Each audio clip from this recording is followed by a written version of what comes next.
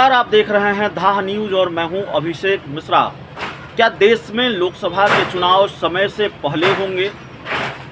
जिस लोकसभा के चुनाव में अभी कई महीनों का वक्त बाकी है, जो लोकसभा चुनाव 2024 में होना है, वो लोकसभा चुनाव क्या 2023 में ही हो जाएगा? इन सवालों की महत्वपूर्ण वजह, ये सवाल इस वजह से पनपे हैं क्योंकि केंद्र सरकार ने 5 दिनों का विशेष सत्र बुला लिया है। संसद का विशेष सत्र बुलाया गया है 18 से 22 सितंबर तक, और इसके बाद पूरे देश में ये चर्चा तेज है कि क्या केंद्र सरकार एक देश एक चुनाव को लेकर कोई बिल लाने जा रही है। राज्यों के और देश में लोकसभा के चुनाव एक साथ होंगे, और जो चुनाव 2024 में होना है वो लोकसभा चुनाव पहले होने जा रहा है। बिहार के मुख्यमंत्री नीतीश कुमार भी ये अंदेशा जता चुके हैं कि लोकसभा के चुनाव पहले हो सकते हैं, केंद्र सरकार ये करा सकती है। ज़रूरी नहीं है कि लोकसभा के चुनाव 2024 में ही हो।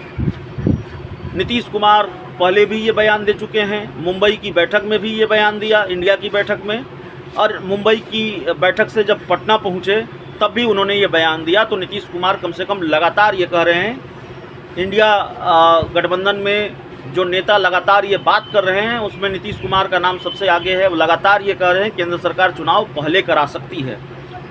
अब सवाल ये है कि क्या ऐसा होने जा रहा है?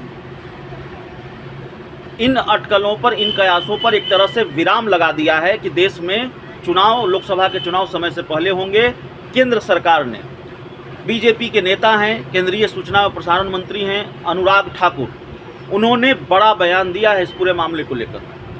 अनुराग ठाकुर ने कहा है कि केंद्र सरकार की मंशा लोकसभा चुनाव को पहले या बाद में कराने की नहीं है।